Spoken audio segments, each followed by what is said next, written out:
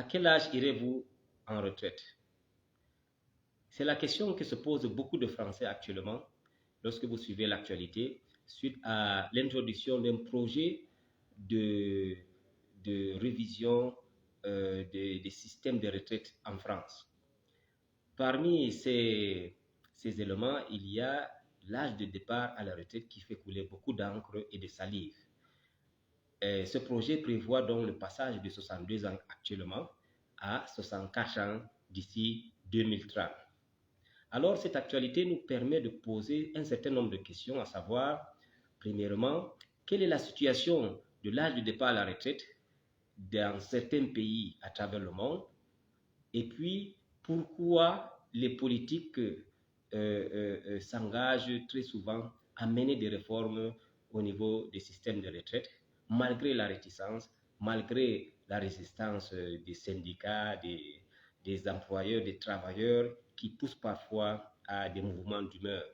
Donc, pour répondre à ces questions, nous allons faire un voyage à travers le monde pour savoir quel est l'âge de départ à la retraite dans un certain nombre de pays et aborder la question de la réforme des retraites. Bonjour, je m'appelle Abdoulaye Amadou, je suis inspecteur du travail. Lorsque nous allons en Europe, en Occident plus particulièrement, nous constatons que l'âge de départ à la retraite est beaucoup plus élevé qu'en Afrique. Tenez par exemple, en France, actuellement, on est à 62 ans. En Belgique, on est à 65 ans. En Allemagne, 65,5 ans. Aux Pays-Bas et au Royaume-Uni, on est à 66 ans. En Italie, on est à 67 ans comme âge de départ à la retraite. Lorsque nous allons en Amérique, par exemple, on a aux États-Unis, l'âge de départ à la retraite est de 67 ans, mais qui fluctue entre 62 et 70. Au Canada, cet âge est de 65 ans. Dans certains pays, on distingue l'âge de départ à la retraite des hommes qui diffère souvent de l'âge de départ à la retraite des femmes. Tenez par exemple au Brésil, les hommes partent en retraite à 65 ans et les femmes à 60 ans. En Russie, par exemple, les hommes partent à 60 ans, les hommes à 55 ans. En Israël, les hommes partent à 67 ans, les femmes à 65 ans. Et par exemple, enfin, en Arabie Saoudite, les hommes partent à 58 ans et les femmes à 53 ans. Maintenant, lorsqu'on revient en Afrique, on constate que cet âge diminue de plus en plus. En Côte d'Ivoire, on a cet âge qui est à 60 ans. Au Burkina Faso, 56 ans. Au Congo, à 57 ans. Au Gabon et en Guinée, cet âge est de 55 ans. Maintenant, qu'en est-il au Cameroun? Au Cameroun, l'âge de départ à la retraite dans le secteur privé est de 60 ans. Mais lorsqu'on voit dans le secteur public, on a plusieurs catégories en fonction des statuts particuliers. D'abord, les fonctionnaires de la catégorie A et B partent en retraite à 60 ans, ceux de la catégorie C et D à 55 ans.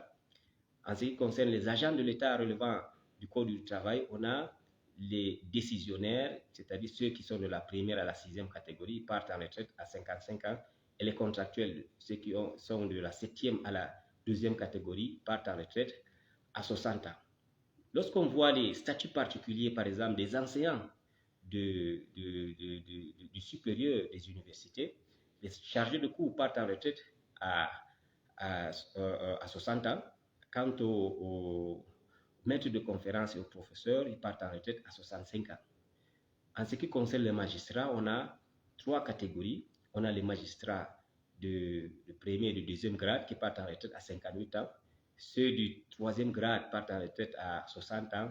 Et enfin, ceux du quatrième grade et les magistrats hors échelle partent en retraite à 65 ans. Je vous fais fi des fonctionnaires de police et des militaires, des personnels des forces de maintien de l'ordre.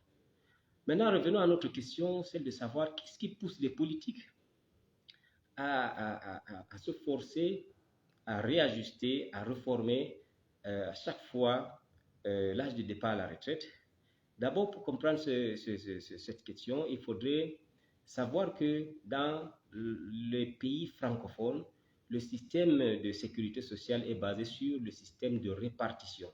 C'est-à-dire que actuellement, vous cotisez et vous financez les retraités.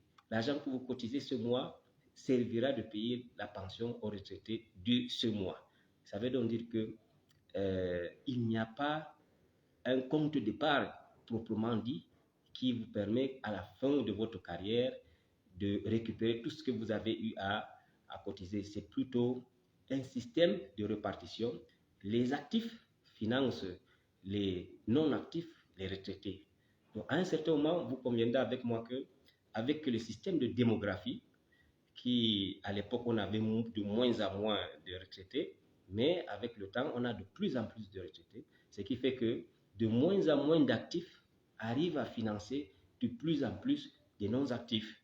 Donc il y a un système de déséquilibre qui arrive, ce qui pousse donc les organismes de sécurité sociale à faire des études actuarielles, à faire des simulations, à faire des projections pour voir si d'ici 5 ans, d'ici 10 ans, qu'est-ce qui va se passer? Et on constate très souvent qu'il y a toujours risque de faillite, risque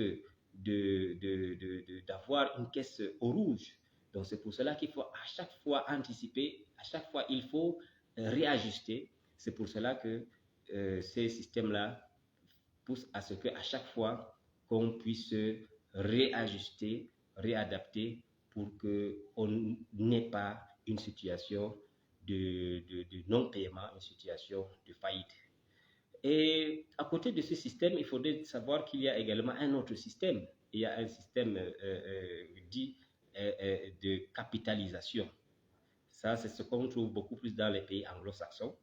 Qu'est-ce que cela veut dire? Ça veut dire tout simplement que vous cotisez, vous avez votre compte d'épargne. C'est exactement comme à la banque, lorsque vous ouvrez votre compte d'épargne. Vous avez la possibilité de donner votre OK pour qu'on puisse fructifier cet argent-là à travers des fonds d'investissement que vous pouvez vérifier, que vous pouvez suivre. Ces fonds d'investissement peuvent investir dans plusieurs domaines et même dans le marché financier. Si vous vous rappelez bien, lorsqu'il y a eu la crise de subprime, à l'époque, beaucoup de pensionnaires ont perdu dans cette opération. Certains se sont retrouvés sans pension avec 0 franc parce qu'ils ont fait faillite dans le cadre de leur financement. On a mal financé, on a mal investi et puis c'est le revers de la médaille de ce système capitaliste. C'est vrai que c'est un système qui vous permet d'avoir plus lorsque vous serez en retraite, mais le risque est ici très élevé. Alors, qu'est-ce qu'il faut faire? Dans certains pays, on essaie maintenant de trouver un système hybride où on a à la fois, lorsque vous cotisez, une partie qui part dans le système de répartition, qui peut être géré par une institution coiffée par l'État, mais également on peut avoir une partie qui part dans le système de capitalisation à travers des privés, à travers des groupes de fonds d'investissement qui permettront donc aux travailleurs arrivés au terme de sa carrière d'avoir une double pension. Voilà un peu retracer le fond du problème. Le fond du problème est que lorsqu'on n'ajuste pas, on risque de se retrouver dans une situation où l'État sera obligé de mettre de l'argent dans la caisse pour que ceux qui ont eu à travailler dans le temps, ceux qui ont eu à se sacrifier pour que l'économie du pays puisse avancer, ne puissent pas vivre des mauvais jours lors de leurs derniers jours. Voilà donc la situation exacte, ce qui fait qu'on se pose alors la question, une fois de plus, quand est-ce que nous irons en retraite? Est-ce que la réforme actuelle sera la dernière? On est loin de répondre à cette question. Sur ce, passez une bonne journée en attendant une autre question. Merci.